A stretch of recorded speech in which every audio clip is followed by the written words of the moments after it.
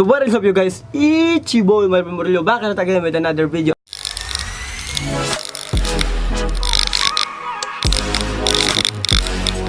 Today's video mga kaibigan is gagawa lang tayo ng tutorial video kung paano nga ba mag-download ng editing apps sa mobile phones, sa Android phones nga pala mga kaibigan. So, ang gagawin natin mga kaibigan is all about Android phones mga kaibigan, no? Sa iOS device wala tayong tutorial ngayon, no mga kaibigan. Kasi sa iOS device kasi mga kaibigan, meron na silang editing apps na walang watermark, which is yung iMovie mga kaibigan, no? Then, bago natin simulan tong video mga kaibigan, is make sure to hit the subscribe button at i-like mo din tong video mga kaibigan at i-comment nyo sa baba kung meron kayong recommendations or suggestions mga kaibigan. So, without further ado, let's get started.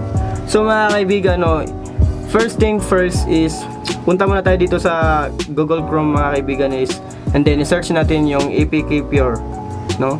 Kasi sa Play Store kasi mga kaibigan, hindi ito lalabas mga kaibigan yung APK Pure. Di ko alam, siguro sa akin lang to mga kaibigan, pero di ko alam kung sa inyo rin. Try nyo rin mag-search, ang gulo ng putang ina. So i-click nyo yung apkpure.com, yan mga kaibigan, no? Tapos i-download nyo lang siya. Tapos yan, i-download nyo yan. Since na-download ko na yan kanina mga kaibigan, so all you need to do mga kaibigan is i-download nyo yung APK Pure. Pagkatapos yan mga kaibigan is punta ulit kayo dito sa Google Chrome. Tapos search natin dito google.com. Tapos Power Director Bundle mga kaibigan, no? And then yung pangalawang suggested mga kaibigan, yan yung i-download nyo mga kaibigan, which is this one. So i-download nyo yung download APK. Tapos download natin APK Pure always. So install natin mga kaibigan. So antayin na natin mga ilang minuto mga kaibigan, no? Kasi napakabagal ng connection natin mga kaibigan, no? Kasi hindi pa kami nakabayad mga kaibigan, no? So antayin na natin ng mga ilang oras mga kaibigan, no?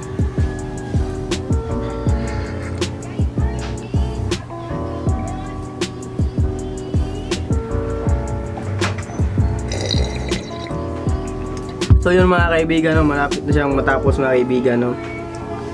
So ayan, lumabas na siya. Install na lang natin.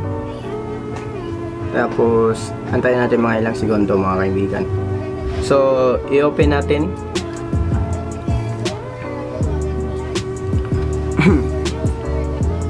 So optimizing application. So allow na natin. Not now natin mga kaibigan, no? Kasi i-try natin kung walang code mga kaibigan, no? I-try muna natin edit project mga kaibigan. So kita nyo yung mga kaibigan, meron siyang Cyberlink by Power Director, no? So i-export muna natin mga kaibigan, no? Produce video. So save to gallery and then produce muna. Okay. So, antayin na natin ng mga ilang segundo. Okay, complete na siya mga kaibigan, no? So, punta muna tayo sa gallery mga kaibigan, no? Try muna natin. So, ayan mga kaibigan, no? Kita nyo yung may logo ng Cyberlink by Power Director mga kaibigan, no? So, paano nga ba natin yan tatanggalin mga kaibigan, no? So, simple lang mga kaibigan. Punta muna tayo dito sa Power Director. Tapos back. Punta tayo dito sa settings. Tapos yung nakita nyong activation is i-click nyo lang mga kaibigan. Activate. I-type nyo yung code na nasa description mga kaibigan, no? Or nandito siya mga kaibigan, no? Which is PMYZHBWE.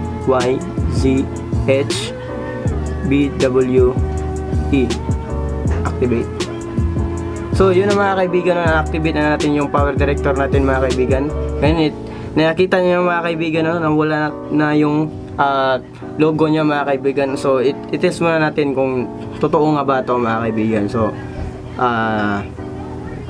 produce video, tapos save to gallery or SD card. So full HD mga kaibigan, try natin produce. So ayan mga kaibigan, wala na siyang lumabas na ads o kahit ano pa dyan mga kaibigan, no? So okay natin. I don't do that. So tignan natin sa gallery. So, back na tayo.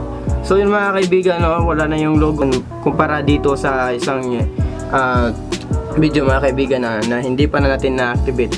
So, ngayon mga kaibigan is dadako na naman tayo dito sa KineMaster mga kaibigan, no, with 4K export resolution mga kaibigan, no. So, ang gagawin natin dyan mga kaibigan is pindutin nyo yung description yung link, and then nandito na siya mga kaibigan. So automatic na siya mag-download mga kaibigan, no? And then kita nyo naman mga kaibigan na nag-download na siya mga kaibigan, no? So antayin na natin ng mga ilang segundo at mamaya matatapos na yan mga kaibigan, no? So antayin na natin. So KineMaster, tapos install natin mga kaibigan, no? So, antayin na natin. So, open natin mga kaibigan. So, in order to provide video editing software, so, allow na natin mga kaibigan. Allow. So, ayan mga kaibigan, antayin na natin. So, antayin na natin ng mga ilang oras mga kaibigan, no? Kasi yung, nag-analyze pa siya.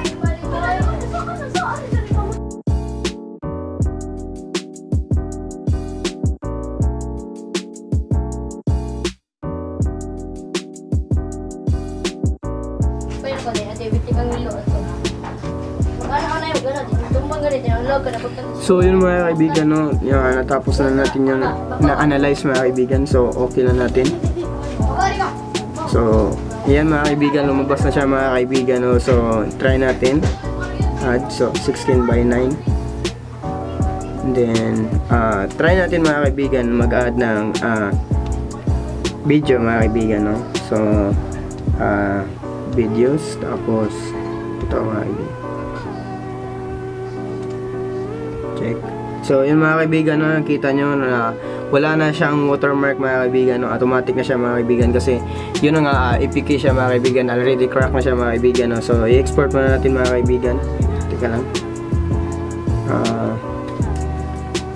So export natin mga kaibigan.